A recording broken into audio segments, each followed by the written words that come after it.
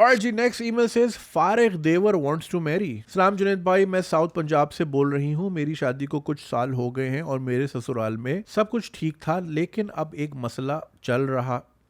मसला होता है मसला, मसला, मसला नहीं होता, वो मसलना होता है, मसला। ओके, और मसाला भी नहीं, मसला। एक मसला चल रहा है जो मुझे समझ नहीं आ रहा किससे कैसे सॉल्व करूं। मेरे देवर अनमैरिड हैं और कुछ नहीं करते, सिर्फ घर में ही रहते हैं। सारा दिन अपने भाई यानी मेरे हस्बैंड के साथ डिपेंड करते हैं। मेरे हस्बैंड सऊदीया में काम, वही देखा ना, भाई सऊदीया में तो हम क्यों, भाई सऊदीया में खुद मौजियों में।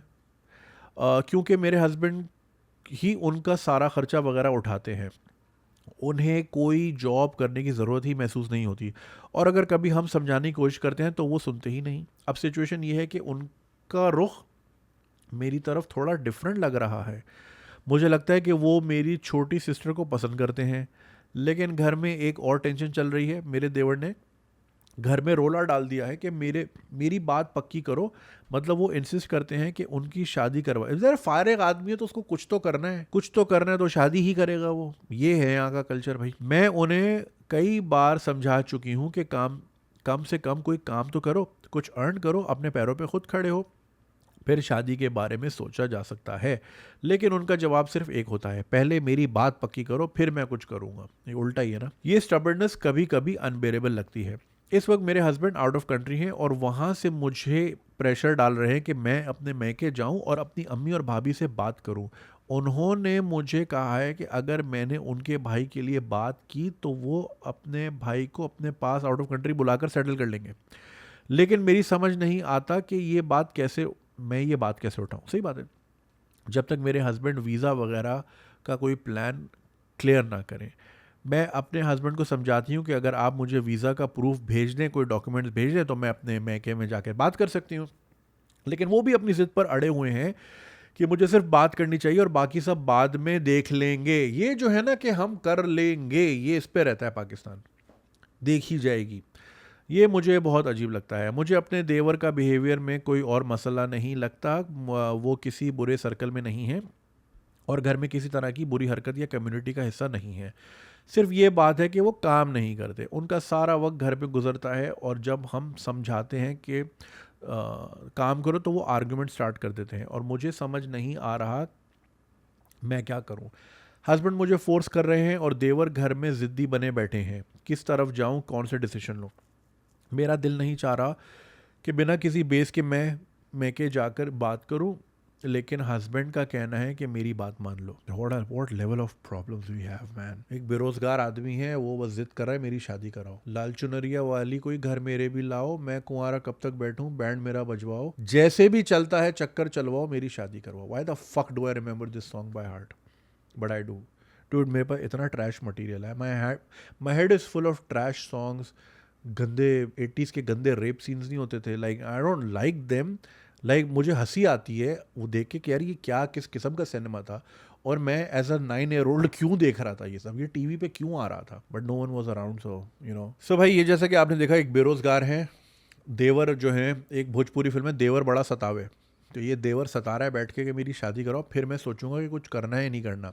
और जब तक वो सोच रहे होंगे वो मकान किराए पे चढ़ा चुके होंगे, विच मीन्स कि वो बेगम को प्रेग्नेंट कर चुके होंगे। और फिर एक बोझ पहले ही जो एक खुद है वो, और फिर जो बीवी लाएंगे वो भी काम नहीं कर सकती क्योंकि अलाउड नहीं होगा। और फिर एक तीसरा या तीसरी भी आ जाएगी। अब 3 बोझ ज़मीन पे बैठे हुए हैं और इन होप्स के जो भाई बैठा है वो पैसे भेजता रहे ना। यही फाइनेंशियल स्ट्रेसर्स हैं जो कि लोगों की जान लेते हैं। आपने देखा होगा कि मिडल ईस्ट के लोग वक्त से पहले गंजे तो पहले ही हो जाते हैं, मैं भी जैसे हो गया था, क्योंकि वहाँ के पानी में बड़ा क्लोरीन है। दूसरा, वक्त से पहले बूढ़े हो जाते हैं बिकॉज एक तो घर से दूर हैं, एक हेल्दी लाइफस्टाइल नहीं है, ज़्यादातर लोग जो है फैमिली से दूर रहते हैं, और तो वो वाला एक सुकून का एलिमेंट नहीं होता ज़िंदगी में। दूसरा, फाइनेंशियल स्ट्रेसर्स मैन। एक सऊदी चला गया तो पीछे 8 वेले वेले बैठे होंगे कि ये अब हमें पालेगा, अब हमने तो सारी जिंदगी कुछ नहीं करना। तो वो फिर फाइनेंशियल स्ट्रेस, उसकी शादी, उसका ब्याह, उसकी सालगिरह, उसका अकीका, उसकी कुर्बानी के बकरे, इस घर में 2 बकरे आ रहे तो उधर भी 2 गायें आएंगी, वगैरह वगैरह, राइट। तो फिर कर करके वो बेचारा जो एक मशीन बना होता है, कोलू का बैल जिसको कहते हैं, वो जो बैल घूमता है ना पंजाब के ड्रामों में आपने देखा होगा, तेल जो निकालता है वो कोलू का बैल बन जाता है और बस वो यस मैन होता है। साल में एक बार या बहुत अच्छी जॉब है तो 2 बार आता है, बीवी बच्चों से मिलता है और चला जाता है। इसी में पूरी उसकी जवानी निकल जाती है, पीछे लोगों की फरमाइशें नहीं खत्म होती। आईफोन हर साल नया आता है तो उनको भी हर साल नया आईफोन चाहिए, और फिर वो एक one fine day bad news आती है। और मैं आपको डरा नहीं रहा बहन, आप जो सुन रही हैं, मैं वैसे कह रहा हूँ, इस तरह के बहुत केसेस होते हैं। तो प्लीज़ इसमें देखें, ना कसूर आपका है ना कसूर आपके देवर का है, कसूर आपके भाई का है कि वो ये इस किस्म का थर्ड क्लास बिहेवियर बर्दाश्त कर रहा है। मेरा भाइयों, मैं तो ये देख रही है ना, ये आवाज़ आ रही है, घुमा के मुंह पे मारूं, घर पे तू बैठा कैसे है? घर वाले ही लोग बिगाड़ते हैं, माँ बिगाड़ती है, बाप बिगाड़ता है, या माँ है मेरा प्यारा, कुछ नहीं, ये वो कर लेगा, ये है वो है, ये मामास बॉय बनाते हैं और फिर ये किसी काबिल नहीं रहते, किसी काम के नहीं रहते। अब ये एक बच्चा तो नहीं करेगा इसको, अगर आपने पकड़ा दी मशीन, वॉशिंग मशीन, तो ये 3-4 बच्चे जो हैं ये तो फ़ौरन ले आएंगे दुनिया में। अब आपके भाई पालें, और जब तक आपके भाई दुनिया में हैं तो वो करेंगे, और जब ज़ाहिर है ज़िंदगी मौत तो सब एक बरहक है, एक हकीकत है, और फिर उसके बाद इस तरह के लोग फिर सड़क पे आ जाते हैं, या फिर वो दूसरों का ठिकाना देखते हैं, दूसरों का रुख करते हैं, दूसरों, क्योंकि खुद कुछ किया नहीं होता ज़िंदगी में। दूसरी चीज़ ये जो कह रहे हैं जी सऊदीया में बुला लूँगा, आपने ये नहीं देखा कि तालीम वालीम क्या है, कोई हुनर है, अगर कोई हुनर होता या तालीम होती तो ऐसे फारिग नहीं होते। तो clearly it's a manual labour work. तो मैनुअल लेबर तो भाई अब दुनिया में हो रही है ख़त्म, सारा काम हो रहा है मशीनों से, और सऊदीया को वैसे भी हम लोग नहीं चाहिए। दुबई ने वैसे ही दरवाजे बंद कर दिए हैं, ओमान ने भी कर दिए हैं, और सऊदीया से कभी भी दरवाजे बंद होने की उम्मीद है। चलो अगर चले भी जाएँ, दरवाज़ा बंद भी नहीं होता, तो इस तरह का आदमी नहीं चल सकता बहन। आज के दौर में बहुत आगे निकल गया है सऊदीया भी। कभी वीडियोस देखें, मैं अक्सर आप लोगों को कहता हूँ ना, शहरों के नाम लिखें और वॉकिंग टूर करके, जैसे जद्दा वॉकिंग टूर डालें, रियाद वॉकिंग टूर डालें, ज़रा देखें वहाँ के शहर कैसे हो गए हैं। दुनिया बहुत आगे निकल गई है और हम बहुत पीछे चले गए हैं, बहुत पीछे रह गए हैं। तो अब ये इन लोगों की ज़रूरत नहीं होती कि मैनुअल लेबर चाहिए, या बिल्कुल भी नहीं, ड्राइवर व्राइवर सब बेकार हो जाएंगे। 5 साल के अंदर अंदर आप देखिएगा ऑटोमेटेड कैब्स आ जाएंगी दुबई में। ये मिडल ईस्ट वाले सबसे पहले यही करेंगे, क्योंकि इनको होती है कि भाई हमें दुनिया में जो भी करना है सबसे पहले और सबसे बड़ा करना है। तो ये जितने भी हमारे भाई जो हैं, जिनके साथ मैं रहता था 2012 में, जब मैं मूव हुआ था दुबई में, तो उस कमरे में 3 टैक्सी वाले थे, तीनों का ताल्लुक KPK से था, राइट। तो वो अभी तक यही कर रहे हैं, और 3-4 साल बाद तो सब ऑटोमेटेड हो जाएगा, फिर क्या करेंगे? That's the only thing they have, that's the only skill they have. मुझे समझ नहीं आता आज के दौर में लोग ड्राइवर बन के कैसे सोच रहे हैं कि भाई अगले 20 साल या अगले 30 साल या 40 साल जो मेरा करियर है, मैं इसी पे गुजारा कर लूँगा। सवाल ही नहीं पैदा होता। दुनिया ऑटोमेशन पे जा रही है भाई। By the way fun fact, मैं जिस उस रूम में रहता था, तो वो मैं रोज़ाना आता था और अपने हेडफोन लगा के गाने सुनता था। तो वो नाराज़ हो गए, हमसे बात क्यों नहीं करते, तुम बड़े आदमी हो, पढ़े लिखे हो, इसलिए हम जाहिल हैं इसलिए बात नहीं करते। मैंने नहीं, ऐसी बात नहीं है, आप तीनों पश्तो में बात करो, मैं मुझे नहीं समझ आ रहा, तो मैं अपना गाने सुन रहा हूँ। नहीं नहीं, बात करो, ठीक है। फिर वो मुझे like they will tell you the obvious things ना, पाकिस्तानियों के ना, आपके बाल कम हो रहे हैं। मैंने लाइक या fuck no, I know that. तो कह रहे इसका मतलब पता है आपको? एंड आई वाज लाइक यार, फिर वही घिसी पिटी बात होगी कि जी पैसा बहुत आएगा। ये बहुत लोग बोलते थे मुझे, तुम गंजे हो रहे हो, तुम्हारे पास बहुत पैसा आएगा। तो मैं ला ये वही बात करेंगे। मैं ला क्या मतलब है इसका? कह रहा इसका मतलब है तुम पे सेक्स का बारिश होगा। मैंने व्हाट द हेल यार, what the hell is sex का बारिश? ये कौन सी बारिश है, कहाँ होती है ये बारिश? वैसे ही हम दुबई में, वहाँ वैसी बारिश नहीं होती। तो अजीब। अब मैं यार, दिस इज़ वाई मैं हेडफोन लगा के अपना गाने सुन रहा था यार, नहीं करती मुझे ये बातचीत। सो या दैट वाज वियर्ड।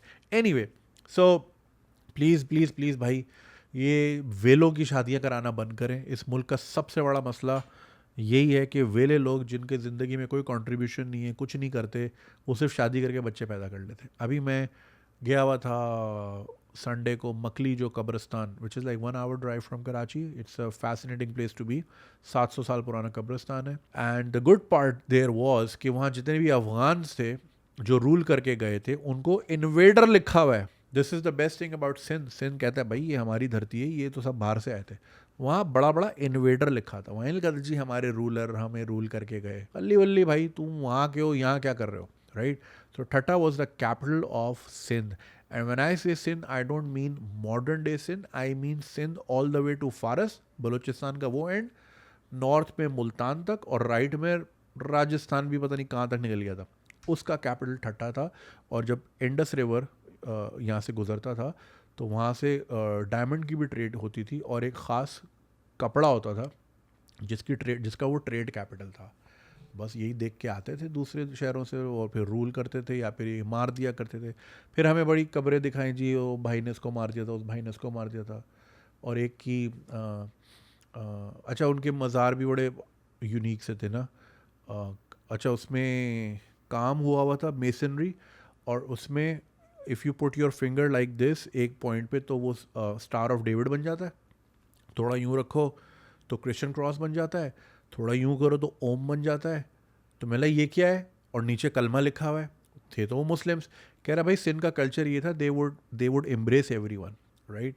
तो इसलिए this was the land of tolerance and peace. तो तभी तो लोग आते थे, तभी तो ये फला फूला हुआ था, डाइवर्स था, रिस्पेक्टफुल था हर कल्चर का, हर मज़हब का, तभी इतना फला फूला। और जब से फिर सऊदीआइज्ड हो गया तो फिर आपके सामने एनीवे लंबी डिबेट है। खैर, तो प्लीज़ ऐसे लोगों की शादी ना करें। आप एक काम कीजिए, आप भाई को बोलें कि भाई वो तो नहीं मान रहे हो, कह रहे तो बंदा वेला है, अपने से ही कह दें। और अपने मैके में जाके खुद ये बात बोले कि भाई ये ना करें, वो बिल्कुल वेला है, बिल्कुल बेकार है, लड़की की ज़िंदगी ख़राब करेगा वगैरह वगैरह। ताकि आपके हस्बैंड अगर फ़ोन भी करें तो वो बिल्कुल अपना ग्राउंड स्टैंड करके बात करें कि नहीं जी ऐसे नहीं हो सकता। पहले आप इसको बुलाएं, 4 पैसे कमाएं, पीछे 4 पैसे भेजने के काबिल होगा, हम खुशी खुशी दे देंगे लड़की, हमें क्या मसला, हमें भी तो शादी करनी है। लेकिन वेले बंदे के साथ ना करें, वेले को कभी आप ये ना करें। और प्लीज़ डिस्करेज करें इस तरह के बिहेवियर को, अपने आसपास होते हुए देखें। आई अंडरस्टैंड जहाँ माँ बाप बोलते हैं कि ये होना है तो वो हो ही जाता है, बट कम से कम अपने दिल से प्रोटेस्ट तो करें, थोड़ा सा लड़के तो दिखाएं। हमारे यहाँ भी बड़ी अजीब अजीब शादियाँ हुई हैं, मैं उसको रोक नहीं सका, लेकिन मैंने खुला प्रोटेस्ट किया। And I still call those people out to their faces कि आपने ये गलती की थी, सॉरी गलती नहीं, गलती की थी आपने, उसकी ज़िंदगी ख़राब हुई, उसकी की, मैं ज़्यादा नहीं बोलूँगा, फिर पता नहीं रिश्तेदारी ना देख रहा हूँ। एनीवे, सो प्लीज़ कम से कम कॉल आउट करें इस तरह के बिहेवियर को। आई होप आपके हस्बैंड ये बात समझने के कासिर हों, समझने के काबिल हों, को समझाएं भाई किसी की ज़िंदगी ना ख़राब करें। और प्लीज़ सारा बर्डन अपने ऊपर ना लें, लोगों को ज़िम्मेदार बनाएं, उनको ज़रा डांट डपट करें। बड़े भाई हैं तो बड़े भाई बने, ये नहीं कि जी आपने सारी ज़िंदगी बिठा के खिलाना किसी को। ठीक है, थैंक यू वेरी मच। अगर आपको ये वीडियो पसंद आई और आप इसका पूरा वर्जन देखना चाहते हैं तो लिंक कमेंट सेक्शन में दिया गया है। हमारे यूट्यूब चैनल पे पूरा वर्जन मौजूद है और चैनल को सब्सक्राइब करना नहीं भूलिएगा। शुक्रिया।